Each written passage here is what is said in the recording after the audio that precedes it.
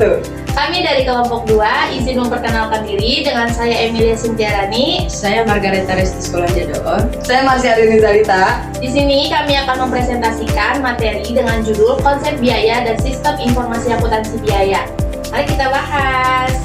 Halo semuanya, mari kita mulai dengan memahami apa itu biaya. Secara sederhana, biaya adalah pengorbanan sumber ekonomi yang diukur dalam satuan uang yang telah terjadi atau kemungkinan akan terjadi untuk mencapai tujuan tertentu.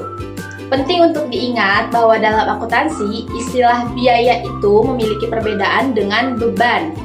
Akuntan mendefinisikan biaya sebagai nilai tukar, pengeluaran, atau pengorbanan untuk mendapatkan manfaat, baik di masa kini atau di masa depan.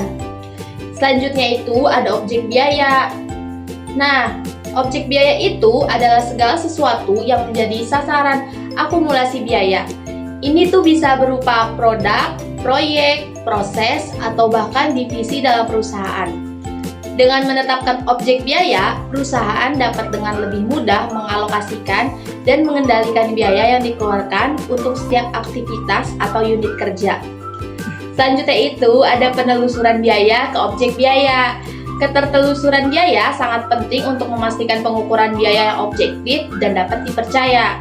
Nah, di dalam hal ini, biaya dapat dibedakan menjadi 2 jenis utama. Yang pertama, ada biaya langsung. Nah, biaya langsung ini, itu tuh biaya yang dapat dengan mudah ditelusuri dengan secara langsung ke objek biaya. Contohnya itu, termasuk bahan baku dan tenaga kerja langsung yang digunakan untuk memproduksi suatu produk. Nah, yang kedua itu ada biaya tidak langsung. Jenis biaya ini tidak dapat ditelusuri secara langsung ke objek biaya. Nah, contohnya biaya overhead seperti biaya sewa pabrik atau biaya administrasi. Selanjutnya itu ada contoh penelusuran biaya. Untuk memperjelas, mari kita lihat beberapa contohnya. Yang pertama itu, jika objek biaya adalah produksi, maka biaya langsung dan tenaga kerja langsung dianggap sebagai biaya langsung. Sementara biaya overhead adalah biaya tidak langsung. Contoh lainnya itu, jika produk adalah objek biaya, maka semua komponen yang membentuk produk tersebut adalah biaya langsung. Sedangkan biaya seperti sewa atau asuransi menjadi biaya tidak langsung. Terakhir, jika batch produk adalah objek biaya, maka biaya stuk produk tersebut dalam biaya langsung untuk batch tersebut. Yang berikut itu ada sistem informasi akuntansi biaya. Sekarang mari kita beralih ke sistem informasi akuntansi biaya. Sistem ini dirancang untuk menyediakan informasi biaya yang sistematis, relevan, dan dapat dibandingkan yang sangat dibutuhkan untuk keperluan manajerial. Informasi yang dihasilkan oleh sistem ini sangat penting dalam menetapkan target laba, merumuskan strategi operasional, mengevaluasi kinerja, dan merencanakan perbaikan. Yang berikut itu ada ciri sistem informasi biaya yang efektif.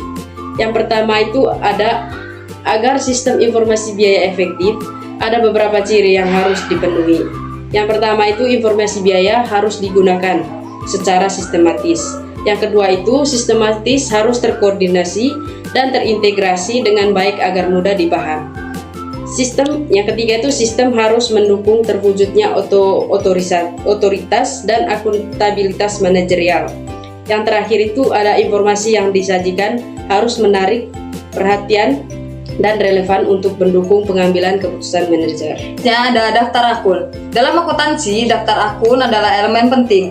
Daftar akun biasanya dibagi menjadi 2 kategori utama. Ada akun neraca dan laporan laba rugi.